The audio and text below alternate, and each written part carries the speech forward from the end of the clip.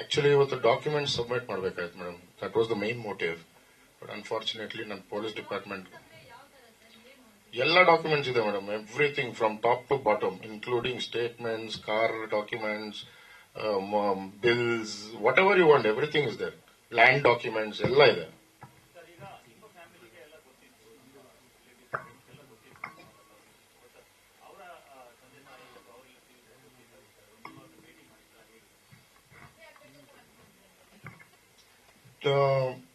ಮನೆ ಗೃಹ ಪ್ರವೇಶದಲ್ಲಿ ಅವ್ರ ಮನೆ ಗೃಹ ಪ್ರವೇಶ ಮಾಡಿದ ಮೈಸೂರಲ್ಲಿ. ಆವತ್ತಿನ ದಿನ ಅವ್ರ ತಾಯಿನ ಭೇಟಿ ಮಾಡಿದೆ. ಅವ್ರ ತಾಯಿಗೆಲ್ಲ ಗೊತ್ತಿತ್ತು ಇದೆಲ್ಲ.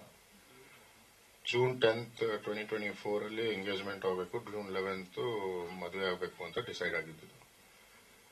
ಅದಾದ್ಮೇಲೆ ಇದೆಲ್ಲ ಆಗಿ ಏಪ್ರಿಲ್ ಅಲ್ಲಿ ಅವರು ಫೋನ್ಗೆಲ್ಲ ಸ್ವಿಚ್ ಆಫ್ ಮಾಡಿಕೊಂಡು ನಾನು ಏನ್ ಅಲಿಗೇಷನ್ ಮಾಡ್ತಾ ಇದ್ದೀನಿ ಅದೇ ಹುಡುಗನ ಜೊತೆ ಗೋವಾಲ್ ಕೂತಿದ್ರು. So that's when it all parted out.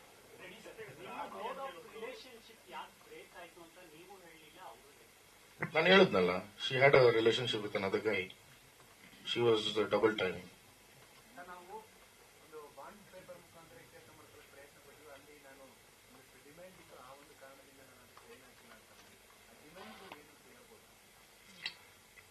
ಅದು ಹೇಳೋದು ಬೇಡ ಸರ್.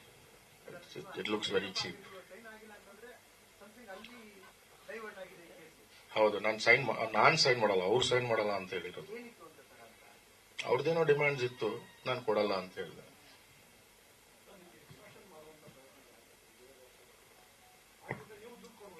ಇಲ್ಲ ಇಲ್ಲ, ನನಗೆ ಅವ್ರು ನನಗೆ ಯಾವತ್ತೂ ಕಾಂಟ್ಯಾಕ್ಟ್ ಮಾಡಿಲ್ಲ, ನಾನು ಅವ್ರಿಗೆ ಯಾವತ್ತೂ ಕಾಂಟ್ಯಾಕ್ಟ್ ಮಾಡಿಲ್ಲ. ಆ ಹುಡುಗಿ ಸಹ ಆವತ್ತಿನ ದಿನ ಮೊಬೈಲ್ ಆಫ್ ಮಾಡಿ ಹೋದ್ಮೇಲೆ ನಾನು I didn't try to get in touch with her, not do I have a number. I don't know anything about her wear ಅಬೌಟ್ಸ್.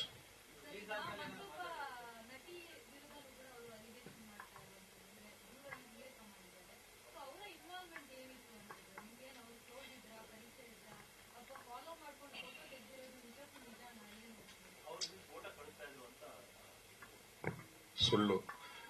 She was one of our brand ambassadors in Raj cup 2024. ಅದು ಬಿಟ್ರೆ ನಂಗೆ ಅವ್ರಿಗೆ ಅಷ್ಟಕ್ಕಷ್ಟೇ ಪರಿಚಯ. ಅದನ್ನ ಅವ್ರನ್ನೇ ಕೇಳ್ಬೇಕು ತಾವು.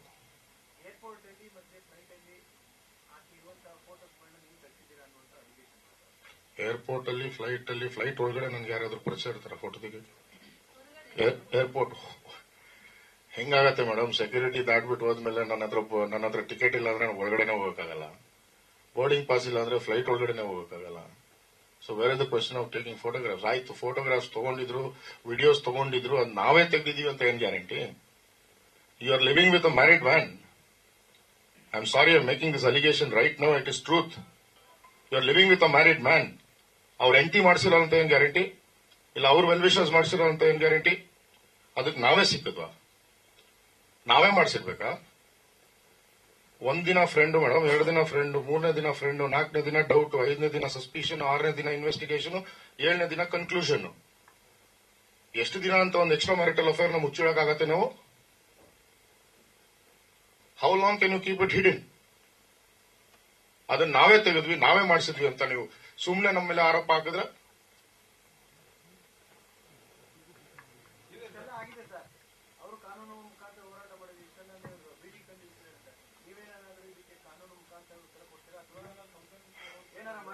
Sir, complaint ಕೊಡಬೇಕಾಯ್ತು ಅಂದ್ರೆ ಸಾವಿರಾರು ಕಂಪ್ಲೇಂಟ್ ಕೊಡ್ಬೋದಾಯ್ತು.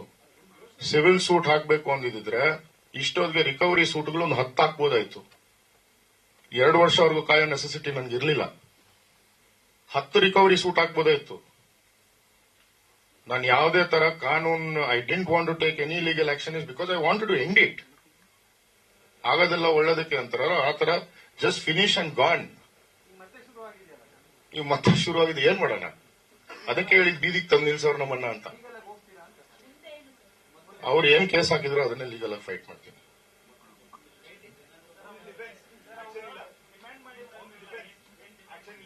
ಸರ್, ನಾನು ಆಕ್ಷನ್ ತಗೊಂಡ್ರೆ ಅವ್ರು ತಡೆಯೋಕ್ಕಾಗಲ್ಲ. ಯಾಕಂದ್ರೆ ಅಷ್ಟು ಪ್ರೂಫ್ ಇದೆ ನನ್ನ ಹತ್ರ.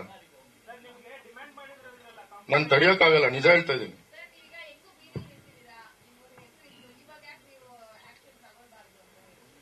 ಮೇಡಮ್, ತಗೊಂಡು ಏನ್ ಮಾಡ್ಲಿ? ಒಂದ್ ನಿಮಿಷ ಮೇಡಮ್, ತಮ್ಮ ಕ್ವಶನ್ ಹೇಳ್ತೀನಿ. ಇವತ್ತು ಆಕ್ಷನ್ ತಗೊಂತೀನಿ, ನಾಳೆ ಸಿವಿಲ್ ಸೂಟ್ ಹಾಕ್ತೀನಿ, ರಿಕವರಿ ಸೂಟ್ ಹಾಕ್ತೀನಿ, ಕೋರ್ಟ್ ಆರ್ಡರ್ ಆಗತ್ತೆ, ಕೊಡ್ತಾರ? ಕೊಡಕ್ ಆಗತ್ತಾ? ಏನ್ ಸುಖ ಮೇಡಮ್? ಅವ್ರಿಗೆ ಬುದ್ಧಿ ಇಲ್ಲ ಅಂದ್ರೆ ನಮಗ್ ಬುದ್ಧಿ ಇಲ್ದ್ರೆ ಟೈಮ್ ವೇಸ್ಟ್ ಮಾಡ್ಕೊಂಡು ಕೂತ್ಕೋಬೇಕಷ್ಟೇ. ಸಿವಿಲ್ ಇಂಪ್ರಿಸನ್ಮೆಂಟ್ ಆಗತ್ತೆ ಅಷ್ಟೇ ಅವ್ರಿಗೆ.